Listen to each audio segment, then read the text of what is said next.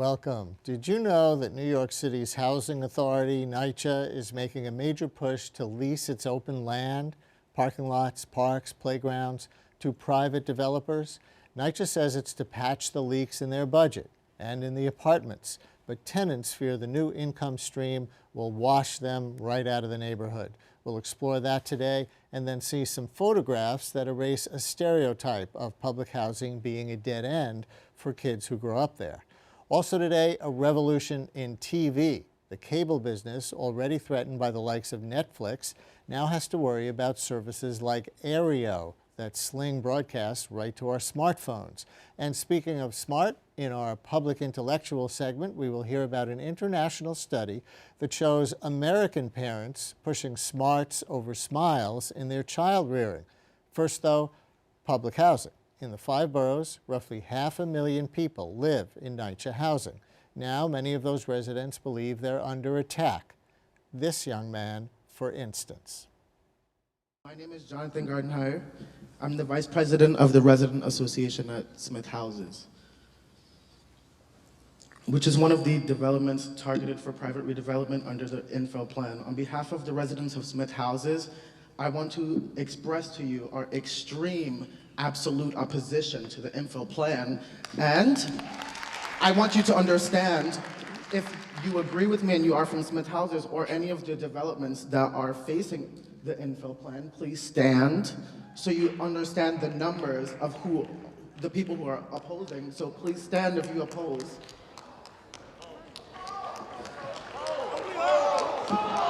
If you oppose,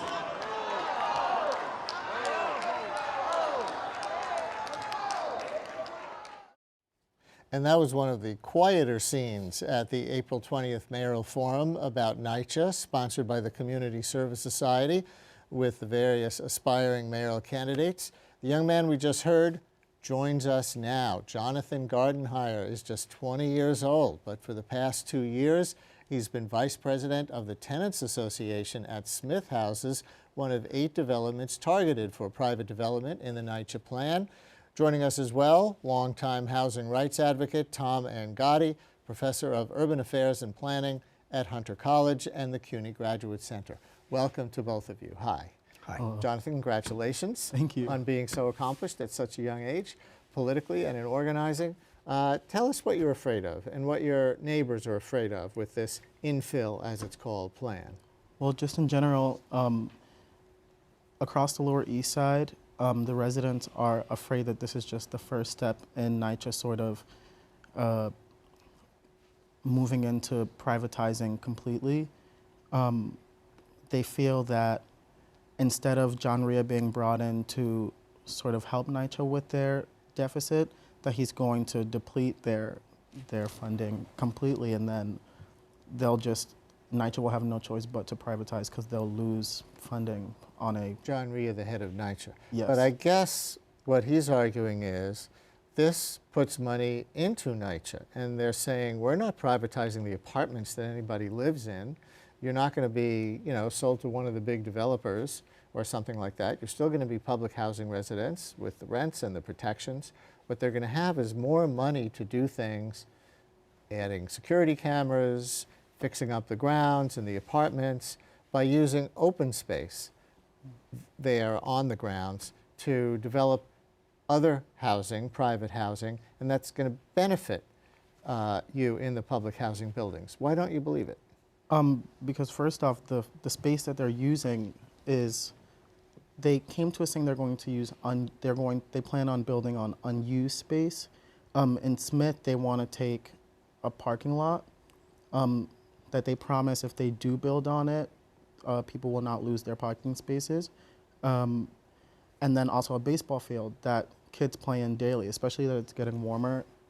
Since it's been warm, there have been children and teenagers playing basketball and baseball and tag or whatever throughout the development. And they would lose that field? Yes.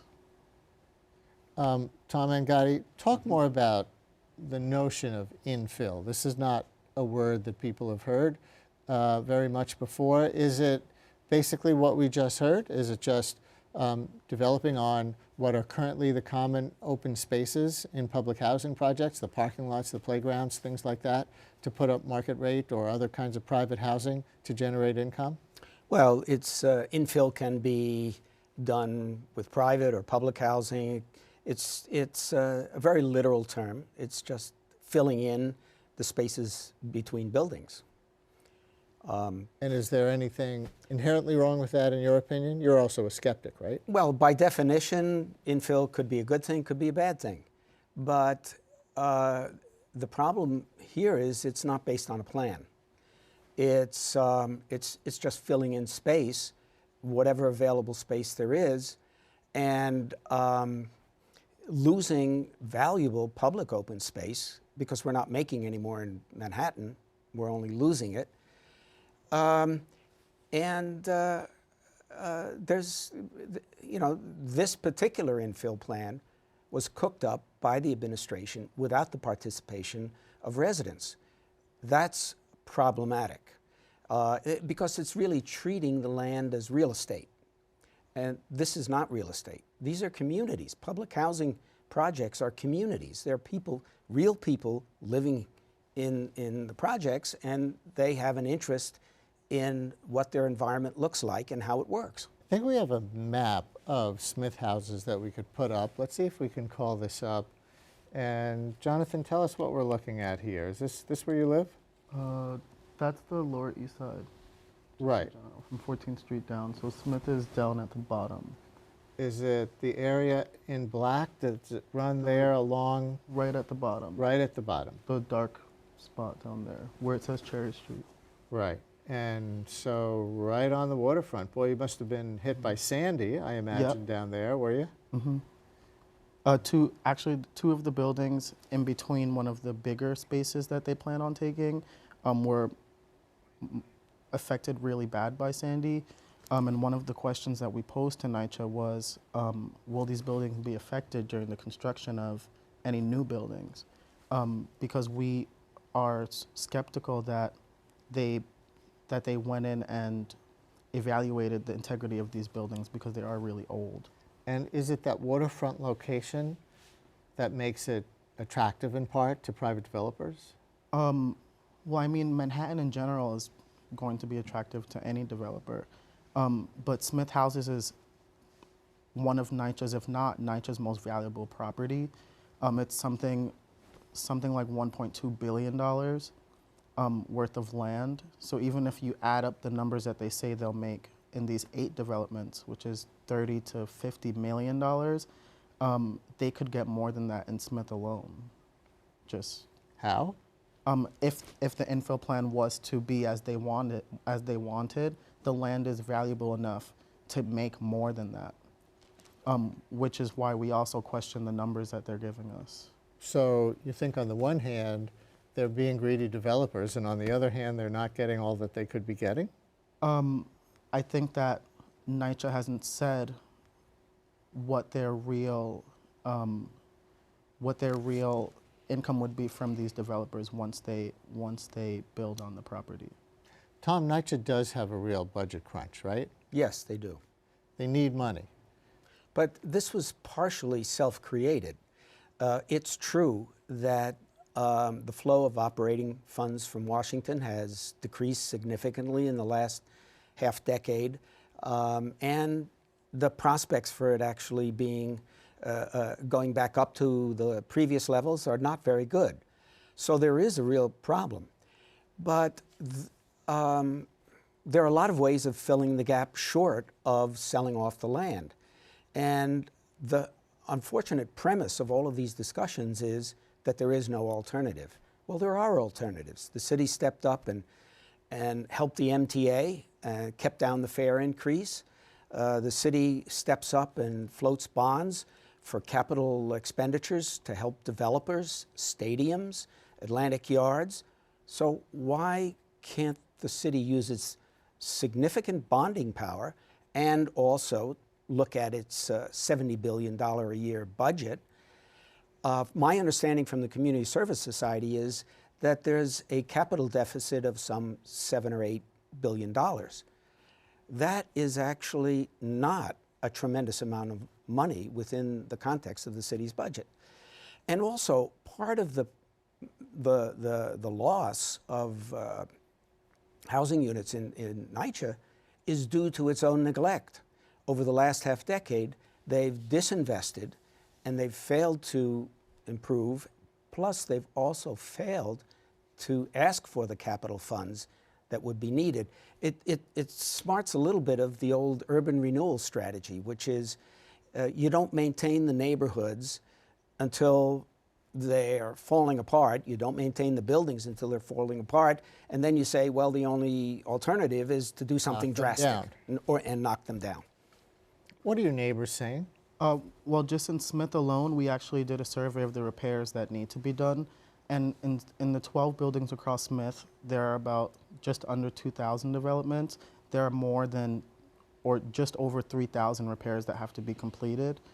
Does that create any ambivalence on the part of the residents? Because they may think, on the one hand, we don't want them to build on our open space here. On the other hand, if that can generate money that can go into these thousands of repairs that need to be done on our homes, especially if it can be earmarked, local revenue for local expense, then maybe it's not such a bad thing. Are people having conversations like that? Well, people are just, they don't want to compromise their open space for their repairs to be done. They feel that it's not something that should be negotiated. And I don't think that they deserve to negotiate their repairs with their open space that they deserve to have in their neighborhood. Are there positive examples of mixed use development, mixed use public land areas that you could think of? Well, actually, one of the best kept secrets is that NYCHA projects are, by and large, multi-income, mixed income. There are low-income people, but there are also very many working people, city employees, people who have stable households, so they're already mixed. This myth that's being propounded is that they're all segregated ghettos. Not true. It's not the reality. Do you have any idea, as a tenants association leader, what the range of incomes is in the Smith houses? Well, I mean,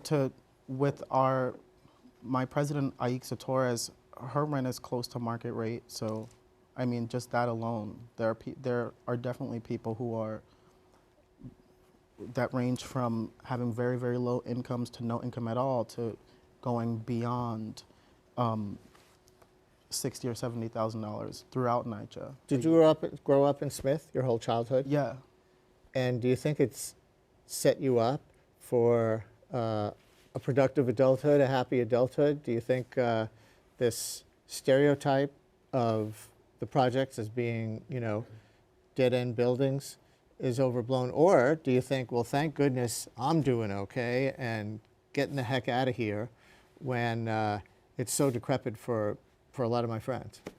Well, I think it goes half and half for some people because your life is really what you make it. It doesn't matter where you're living. I've been blessed to have a strong foundation with my family and friends. So I've been fine, and Smith in general has always been a place where there's a really strong sense of community. So I don't think that in Smith that problem happens. But throughout NYCHA, the stereotype of public housing and NYCHA being seen as these just like places for poor people or uneducated people as well, that definitely occurs. And I think that with Aixa and I, we make sure that NYCHA understands when we meet with them and when our residents are there to treat us as equals, because at the end of the day, we're all taxpayers. Well, good luck to you. Thanks very much for coming in. Tom, thank you. Thank you. We're going to look more into that question of the stereotype of the people that public housing produces in a minute. But in addition to affordable housing, another hot topic this mayoral season is stop and frisk, of particular concern to NYCHA residents. Let's see what a few candidates had to say about that at the CSS Forum, after which a couple of artists will join us. Their photography and storytelling aim to smash a myth or two about public housing residents.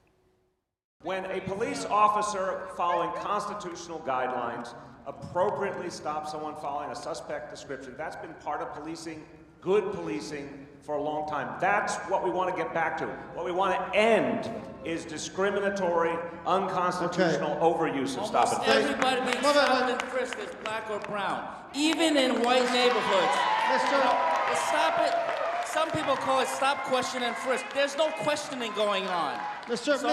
Bill, if you think Bill said that stop and frisk makes neighborhoods less safe, if that's true, let's work together to make neighborhoods more safe. Let's just get rid of stop and frisk.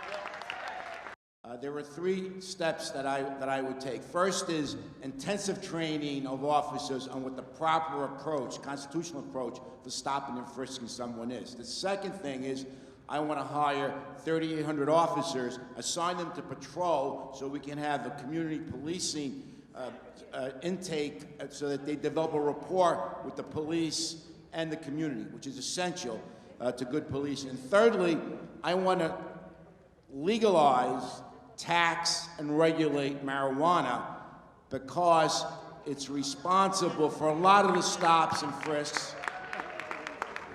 And it's criminalizing thousands and thousands of kids, primarily kids of color. We need to start, and going back to 2009, I said it was time that we have a new police commissioner. A new police commissioner who doesn't believe in stopping everybody just because of who they are and what they look like. There is absolutely no evidence that this level of stops is keeping our city safer, but there absolutely is clear evidence that this level of stops done in a way that is clearly not constitutional in this number and this volume, there clearly is evidence that it is ripping communities and the police apart. And that type of ripping apart absolutely makes it harder for us to keep our city safe, because the degree to which communities and the police are separated from each other, it is harder for the police to do their jobs well working with communities. So I would make it very clear to the next police commissioner, and I think Ray Kelly has done a good job, and I would like him to stay on as police commissioner. Stop and frisk, an issue in the mayoral race and a concern to residents of public housing, to be sure. Want to challenge any stereotype you might hold about public housing residents? Well, visit an exhibit at the College of New Rochelle. It's called We the People, the Citizens of NYCHA in Photos and Words. Joining us, photographer Shino Yanagawa and writer Rico Washington. Welcome. Thank you for having us. And was this your idea, Rico, after Sonia Sotomayor became Justice of the Supreme Court? Absolutely. Her story after her nomination by President Obama in 2009 was absolutely the genesis of We the People.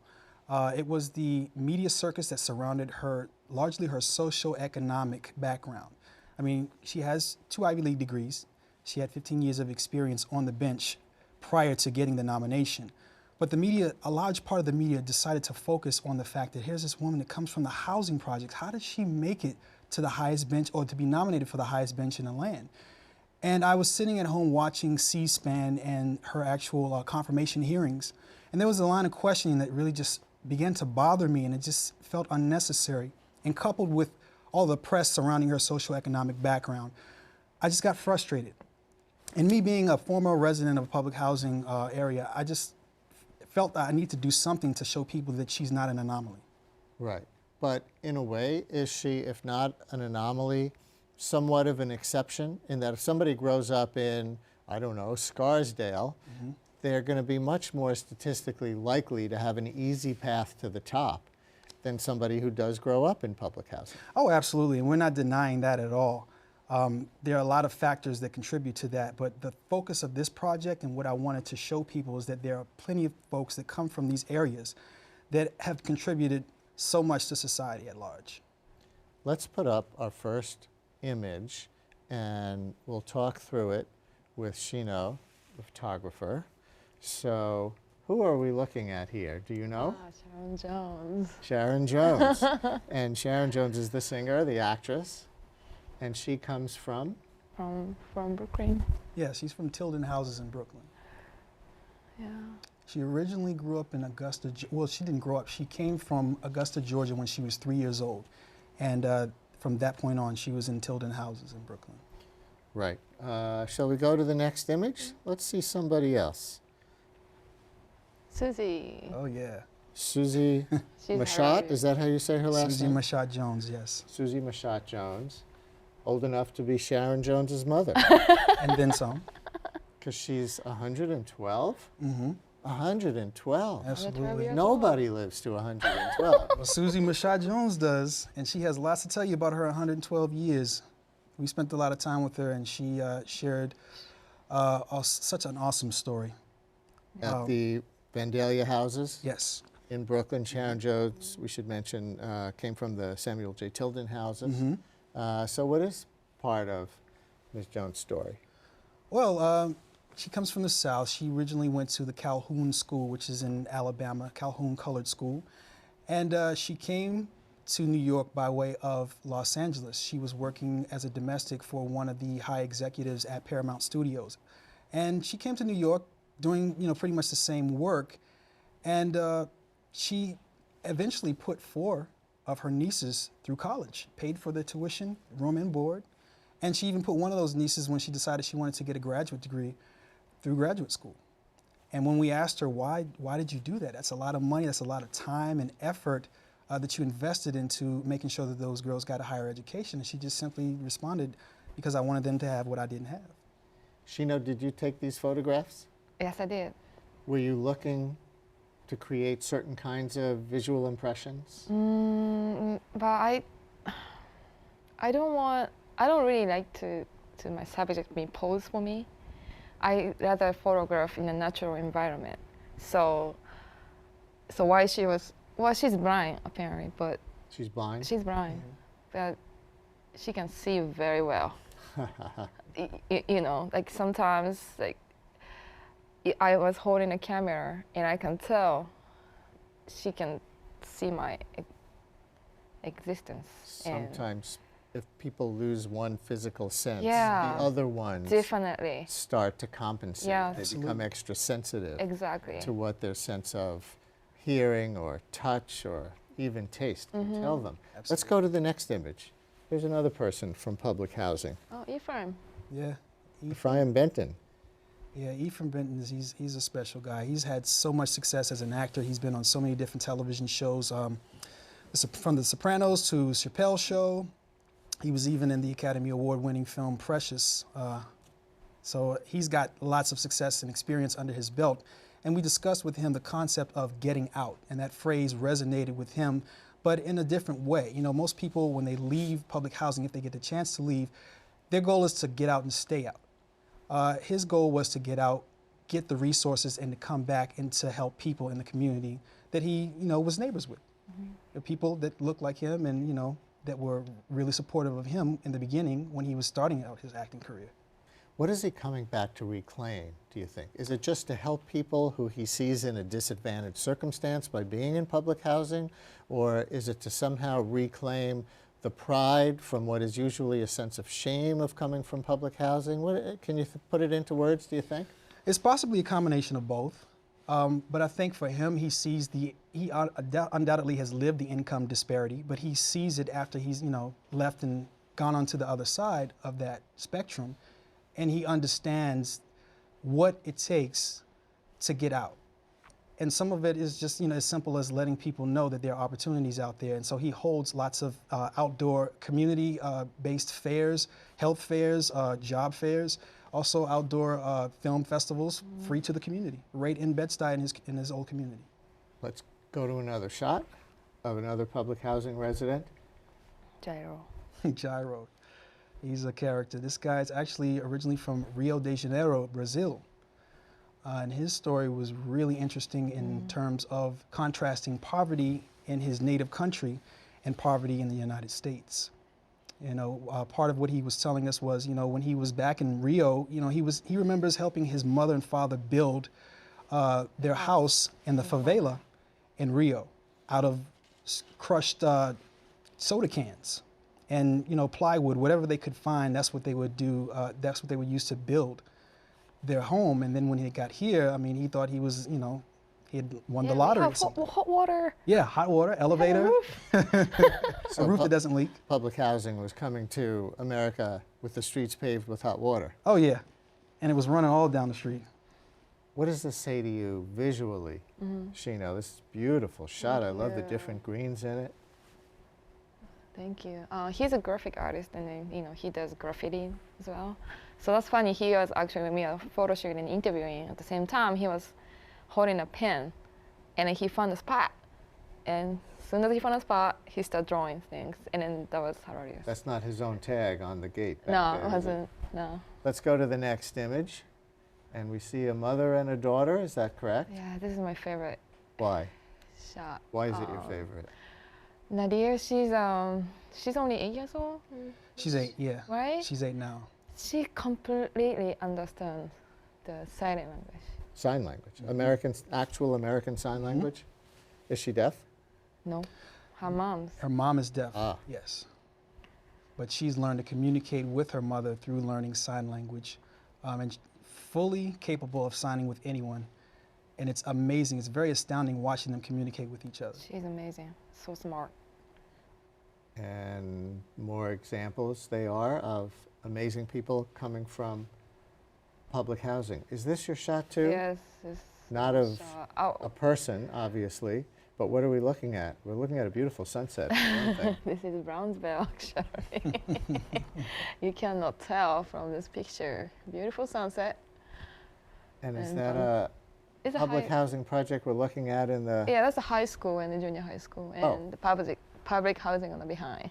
And Where'd you shoot it from? from where was it? We were in Van Dyke Houses, which is in Brownsville. Ah, I think we were on like the 26th floor of Van Dyke Houses, if I'm not Yeah. mistaken. so this is really public housing looking out sunset view. Yeah. Yeah, one of the reasons why I told Shino that we should include this in the exhibit is because it reminded me of those photos that you would see the vendor who's, on Fifth Avenue or Madison Avenue that's selling these beautiful framed landscape portraits to the tourists that are walking around and that want something to take back with them that basically typifies New York City. Yes. And it's beautiful, it's breathtaking, as you already noted, but you would not know that, most of the buildings that you're looking at is public housing. And speaking of looking at out the window, let's look at one last image. Oh, yeah. Shino, want to tell us what this is? Oh wow! The previous image, That Brownsville. the one? Brownsville Yeah. sunset. We are not gonna take photograph from any, right? Any night view or whatever. Yeah, we hadn't. And we are interviewing him, Yes. and then looking at the window, and wow. And so you took that. And took this that, is and then Mark Medina or Medina, Rico? Mark Medina, yeah. Yeah, the story behind this is, the shot itself is funny because we were actually interviewing someone else at that time, and that's actually his apartment that we were at. And there was something that struck me about Mark looking out the window and the story that he told us before we took his photo. And something said, she should be taking that picture.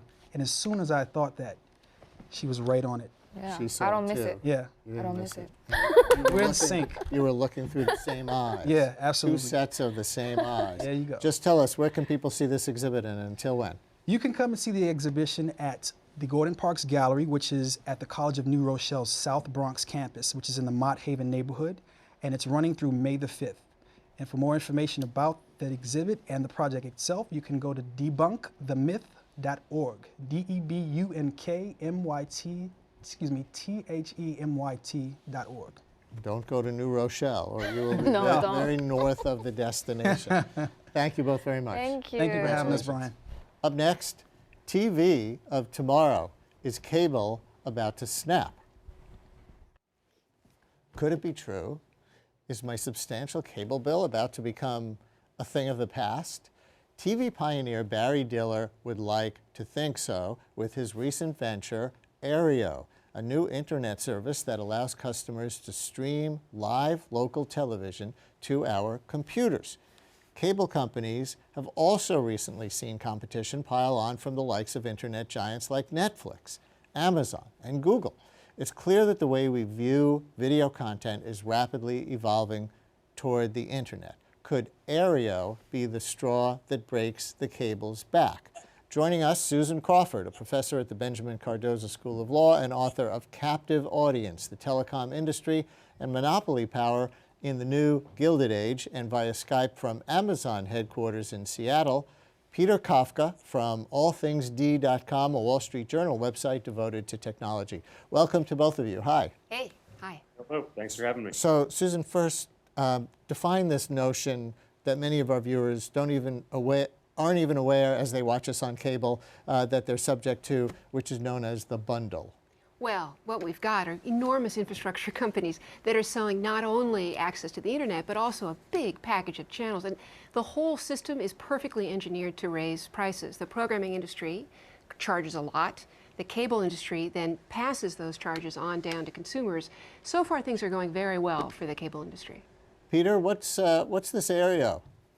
So Aereo, we can get into technical and legal stuff in a second, but the basic idea of Aereo is that it takes TV signals that are broadcast over the air, that is only broadcast TV signals, so NBC, ABC, Fox, PBS, and allows you to watch them on your computer, on your iPhone, even on your TV if you wanted. Aereo doesn't pay the broadcasters for this signal, but they do charge you $8 to $12 a month for access to it, or will if they expand out of New York and if they're allowed to operate legally.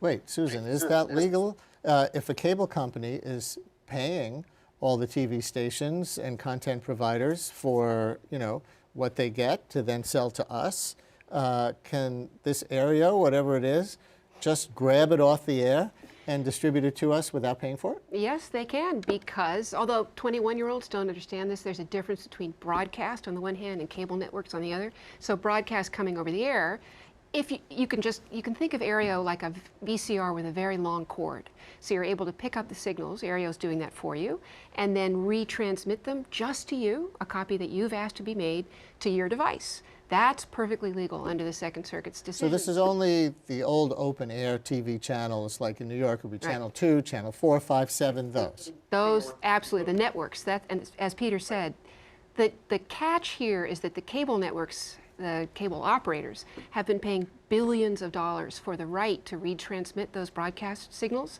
So they're probably actually happy that this stuff might be available for free online in a way that they can repurpose as well. Peter, you wanted to say something?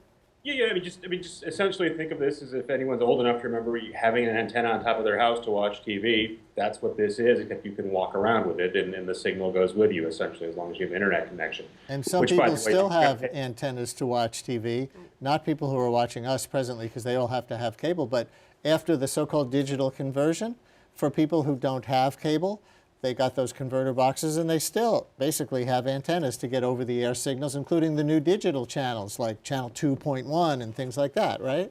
There's millions of people. There's a debate about how many there are. The cable industry thinks about 90% of the country is getting pay TV of one sort or another. Aereo says it's a much bigger number, but it's a minority. But there are millions of people who actually do get TV this way to this very day. So Peter, Fox, I understand, feels so threatened by Aereo that they've said if Aereo wins in court and actually has the right to grab Fox, like Channel 5 in New York, signal and distribute it to people's computers, that they're going to shut down that operation and go solely on to pay cable. Is that your understanding of what Fox has said? That's what they said out loud. They said this is an option, but it's not really what they mean. What they're trying to do is sort of set the legislative table, and ultimately they're saying, look, if we do lose in court, and they've lost a couple rounds in court so far, if it gets to the point where this thing really is going to be allowed to go forward, then basically we're going to want the government to come in and help us. Again, it's a different debate, but they're setting the table now. That's happening sort of in the realm of public policy and public statements. What's also effectively happening right now, and has been happening for several years, is that lots of the stuff that you used to get for free over broadcast TV has moved to cable already. You used to be able to watch Monday Night Football for free on ABC. You didn't need cable. Now you need ESPN. If you wanted to watch most of the Olympics this summer, last summer on NBC, you needed to be a cable TV or pay TV subscriber. These are all big sports events, and that's not a coincidence. Those are big, valuable properties. In a couple of years, if you want to watch the finals of the NCAA tournament, you'll need to have a cable subscription so you can watch Turner. It'll be moved off broadcast. So a lot of the stuff that already is very valuable to the networks is already moving to cable. They're sort of headed this way anyway. So is one of the other alternatives here unbundling, paying for channels a la carte, instead of the big package of 500 channels or whatever it is that we get from our cable systems, depending on what tier of service we buy? Well, right now we have a really rigid, ossified, enormous system, and there are no mavericks breaking out from that system to say we want our stuff to just float out online. So sports, Peter's right, is the prime example of stuff that is remaining inside the bundle. The cable operators may make it available online, but under their own TV Everywhere bundle. So you'd have to also be a cable TV subscriber, pay TV subscriber, in order to get access to it. Now we're seeing a little bit of development of independent programming. Original programming by House of Cards is a great example of that from Netflix. And now they have another series Right. since then. But Netflix itself says, we love the cable model. We are not competing with it. We think that TV Everywhere has been very beneficial. You can almost see Netflix yearning to be a cable channel itself and find a way to get this guaranteed stream of revenue coming in from the operators. In fact, they are talking about doing that. Yeah. But the first part of what you said is definitely true, Susan. There's a bit of movement around the edge of this sort of, I call it TV industrial complex. But lots of people that read the stuff that I write and I talk to are very excited that you're breaking open the bundle. But the main thing Susan said is the most correct, is it's incredibly ossified. It's very hard for any of this to be broken up. It benefits both the cable providers and the cable networks to have this system. They both do it very well this way. And you'll hear them sort of rattling around sometimes, but those are just negotiations. Yeah. And essentially, these people do 7 or 10-year deals between the broadcasters and the cable networks and the cable providers, and it's very, very hard to actually break or change anything. Peter, I'm a little bit of a skeptic about unbundling and paying for TV channels a la carte. I have a feeling that it could wind up more expensive for us consumers. So now at least you get that big bundle of channels when you pay your cable bill or your DirecTV bill or whatever it is, and there are different groups of stations that you can buy, different tiers of service, as I said before. But if we're going each group like a sports package and a news package, and we already pay for HBO and some other channels separately, if this gets to be more and more like that, aren't we really going to be paying a lot more per month? There are plenty of smart economists who say, look, the idea of bundling stuff is perfectly rational, and you sort of subsidize the stuff that you want to watch gets subsidized by other people's fees, and you're sort of subsidizing what they want to watch, and it all works out well in the end. At least if we had the ability to sort of have flexible bundles, so you could say, all right, I know that I can't just pick 2 networks that I want to watch, but I'm willing to get a bunch of them. But I really don't want sports, and that's a big expense, so I don't want to pay for ESPN. Even that would be a big breakthrough, but that hasn't shown up yet. We might see some version of that down the road, but it's very rigid. It's very hard to sort of get really more than just a very, very basic amount of channels without paying a lot of money. And again, it's a hard system to dislodge. So back to Aereo for a second. Aereo isn't any near-term threat to disrupt that in any way. What Aereo would do is sort of screw up some of the economics of broadcast TV. Mm-hmm. It wouldn't have, if you like watching Mad Men or HBO or pretty much a lot of TV, the Aereo won't help you watch any of that. I think Aereo is thinking, Barry Diller is thinking down the road, eventually there could be some version where someone gets Aereo for 10 or 12 bucks a month, they get Netflix for another 10 bucks a month, they start to cobble together other viewing options. And maybe it's not a mainstream product, but maybe it's enough for 10 or 15% of the country, and that becomes a big deal. And Susan, what happens in an a la carte world to, self-interestedly I asked, not-for-profit stations like this one? Or on my cable, I the big digital package from Time Warner at home, and there are all these channels that are internationally based or that are for different immigrant communities. And I like to look at some of those sometimes, but these are not things that the average consumer is going to purchase enough, I presume, to keep them economically viable. Yeah, you can think of the bundle like a newspaper, which is also a bundle of lots of different kinds of news, and they cross-subsidize each other, and we pay for that. So Jeff Bewkes has said if we let all these channels out a la carte, a lot of the fringe channels will die, and that's not in anybody's interest. They need to be cross-subsidized. But he also said, well, he also says that we should have the freedom to pay for HBO, that this is actually part of our freedom as consumers, which seems a little counterintuitive to me. But HBO, as powerful as it is, stays inside the bundle with all the other Time Warner cable channels, which shows how strong this is. Yeah. So did you want to say something else in response to Peter? It looked like you were really bursting to add to what he was saying. Well, I was just wanting to point out that Netflix is also arguing about the complementarity of all of these services and not interested in breaking it all up. There is a little movement around the edges, but nothing enormous. You know what it's like? This is what I wanted to say. It's like the health insurance industry, where the price signals are incredibly muted between consumers and producers of health services. In between, there's this intermediary who can just raise prices and keep the whole system afloat. So it's very hard to break up. And also, Peter, I guess the producers of content need to follow people the way they actually use media today. I used to think my own teenager didn't watch television. And then I realized he was watching all these shows that I see on TV on his computer. Yeah, no. I mean, one of the most amazing facts, period, right, is that everyone is consuming a ton of media, a ton of time on the internet and apps and iPads, et cetera. They're still watching just as much TV as they ever were, which is sort of, I don't know how anyone's working. I do think if there's going to be change, if there's going to be a broken bundle, it's going to come from some combination. Susan, I guess, is more skeptical at Netflix than I am, but some combination of Netflix or Amazon or YouTube or people who are outside the system to varying degrees, who have a real incentive to break that open because, frankly, they want to bring some of the dollars that people are spending on subscriptions and advertising, and they have a lot of incentive to break that up. What's notable, though, is that it hasn't happened yet. You've got companies like Amazon, like Google, like Apple that have enormous amounts of resources and you'd think could just back up enough trucks full of cash to sort of break open this system, and they haven't done it yet. It's a really deep moat around the sort of, again, the TV industrial complex, and it's hard to move. Susan, in our last 15 seconds, Right. when do you see this breaking open? Because it sounds like it's inevitable. Only if we separated transport from content, because the reason all of this is happening is that there's a guaranteed distribution channel that has a monopoly in most areas of the United States. And so you've got the ability to charge subscription fees and keep them in place. Is it a monopoly if there's DirecTV, satellite TV, and there's Fios now? Is it a monopoly? It is. Only 10% of Americans will get any access to Fios. Everywhere else, 0.2% of new broadband subscriptions in the last 3 quarters of 2012 went to anybody other than the local cable incumbent. They're getting all of it. Thank you very much. You're very welcome. Thank you, Peter, very much. Thanks, and Brian. up next, American parenting. Too much about how smart, too little about how happy.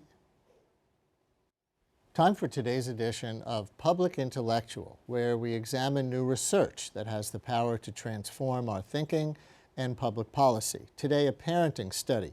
It concludes that not only are American parents far more likely to focus on their children's intelligence, they are far less likely to describe their kids as happy or easy to bring up. That's a very quick summary of the study, which compares American parents to parents in other countries. The research opens a window to our culture and its values, and other cultures as well. Sarah Harkness is a co-author. She's a professor of human development at the University of Connecticut. Welcome to our program. So you compared the language of parents when describing their kids in the U.S. and what other countries? The other countries that have been involved in some of our research include the Netherlands, where we've actually spent a lot of time ourselves, so I feel more familiar with that culture. Also Sweden, Poland, which is not mentioned in the study, Italy, Spain, and actually Australia as well. And so one key finding is that American parents tended to describe their kids in cognitive terms more than anybody else. In other words, intelligent or asks a lot of questions, that kind of thing? Yes, that's right. Actually, we've seen this in a number of studies. American parents tend to really focus a lot on how smart their kids are. We've had parents sort of say things like in interviews, that is, I'm just amazed at my 3-year-old, you know, we went on a vacation last summer, she still remembers it, she told me all about it, and I was just, you know, I was flabbergasted, she's so smart. And there's another wonderful quote from a mother who was talking about her newborn, who said, you know, from the moment she was born, she was looking around and she just was taking it all in, and she was very smart. And when I took her to have her picture taken at a mall when she was 6 weeks old, people said, oh, what an alert baby you have. And somebody said, lady, you have a really intelligent baby. So, so that's a theme that American parents seem to like to talk about a lot. when you ask them to describe their child, that's the kind of thing they zone in on. And did you measure these language differences through interviews that you did with parents in different countries? Yes, our studies have involved semi-structured interviews where we ask parents to describe a day with their child. We ask them to talk about their goals for parenting, their goals for the child's development. And we ask them to describe their child. How would you describe your child as somebody like me who doesn't know your child very well? And then we just sit back and listen, and it's really interesting. And so you were telling me before we went on the air, and let's go down this list a little bit. If American parents tend to focus on intelligence and cognitive development, you said Spanish parents tend to focus on social graces. Yes, we certainly have. I asked one of my colleagues in Spain, actually, now how would you describe an ideal child? And she said, well, I would say he's a child with whom you can go anywhere. And it was just sort of, you know, that's the perfect child, a child with whom you can go anywhere. They're not going to embarrass you. They're, you know, well organized. They know how to be polite. And in Italy, they more reflected the value of emotional closeness. Yes, yes. There's a lot of the theme of emotional closeness is really just very pervasive. It's an important cultural theme that our Italian colleague was often emphasizing to us. And I should add that all of this research has been done in collaboration with colleagues from the different countries involved. So we always have a check as to whether we're just totally off base in what we think. And from Sweden, you said parents talked about how easy their children are or their children's rights. And in Australia, how happy, how confident. Yeah, you know, I was thinking, I think the Australian parents are kind of like the American parents, but just kind of a more laid-back version. And of course, we come from the same heritage. I think that's partly why.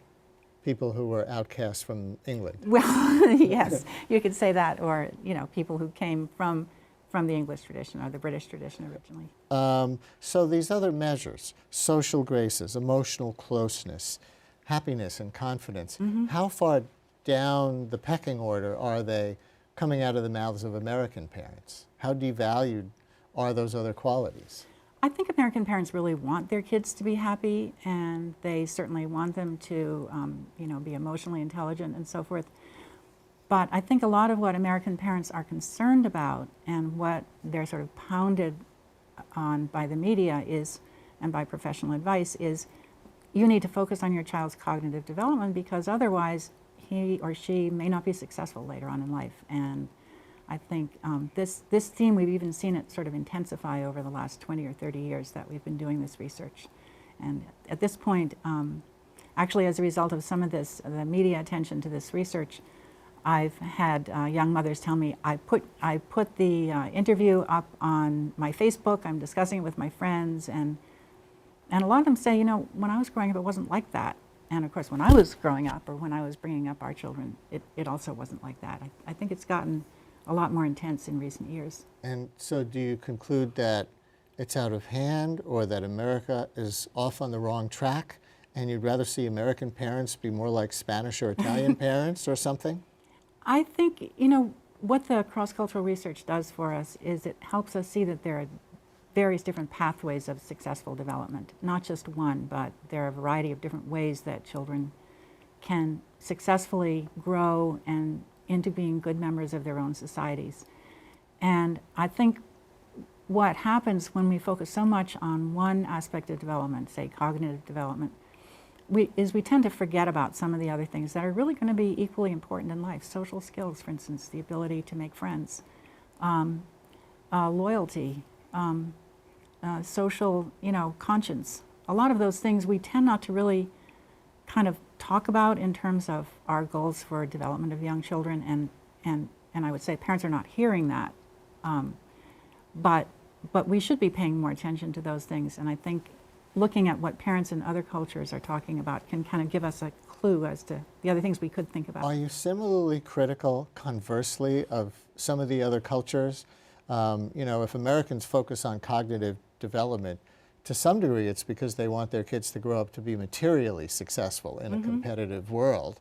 And we see what's happening to Italy and Spain right now. Well, that's quite a leap, isn't it? You know, I wouldn't want to venture into the realm of economics. But I do think that there are different ways of being successful. Material success is one, and success in the family, success as a friend, you know, success as a moral being. Those are all important kinds of success as well. We shouldn't disregard them. A related example, I think, is that you measured different notions of quality time or family time between the U.S. and the Netherlands. Tell us about that. Well, this was back in the 1980s that we were doing some of this earlier research, and I don't know if parents are still talking about, American parents are still talking about quality time now, but I think there's still the same idea that you want to spend time with each child, doing something that's of particular interest to that child, maybe something that's educational for the child, and that's going to be their special time. And so it's good for their development, and it's also good for their self-esteem, and it's also good for the relationship between you and the child. So it's good in a lot of ways. What we found was that seemed to be a very particular American idea, and when we took it elsewhere and asked parents about it, because we'd heard so much from American parents, they just, you know, they didn't really relate to it very well. They, like there was a Dutch father who said, you know, yeah, on Saturday mornings, my wife sleeps late. I take the kids down to the supermarket. We recycle bottles and cans, and it's nice. And he was just kind of saying, you know, it's a nice time for me to spend with the kids. But he wasn't talking about all those other benefits that that go with the American cultural model. And sleep is another thing that you've measured. One thing we found is that, in particular, the Dutch families are different from all of the other European samples, and particularly different from the American parents that we've studied in terms of really emphasizing the importance of sleep. And I think it, you know, even goes beyond that, and to really seeing sleep as a very positive experience. I was remembering a mother talking about taking the baby out for a walk in not a stroller, not a sitting up stroller, but a lying down baby carriage. And the baby goes to sleep while they're out for a walk, and it's just really nice. And that, you know, so that was a nice experience that that mother thought the baby was having. Whereas we might say, well, if the baby went to sleep, then that was a waste of time because he didn't get to experience all the things that he might have seen outside. Are there any policy implications of your research? Policy implications.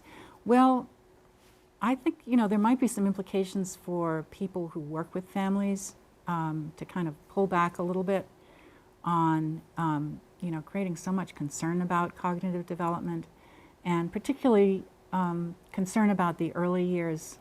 We're hearing now more and more about how the early years are a crucial time and your child's brain is developing, and if you don't really kind of give them the kind of stimulation, the adequate stimulation that they need, that, you know, then it'll be too late. Or they'll fall behind. I mean, they'll fall behind. That's yeah. the impetus behind Head Start. President Obama is talking about universal pre-K. Right. Well, I think that's good. I agree with Obama on that. But that's different than what you were just referring to? Run that by me one more time. That's different. The focus on the very early years, cognitive development, that's different than being interested in providing universal pre-K? Universal pre-K, I think, can be a very good idea if it's structured around the whole child, which has tended to be the philosophy of early childhood development in our country.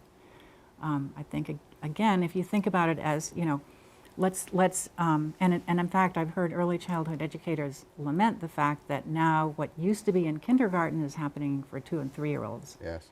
So you know, I think, again, Let your we babies be babies. Yeah, I think we're looking for balance.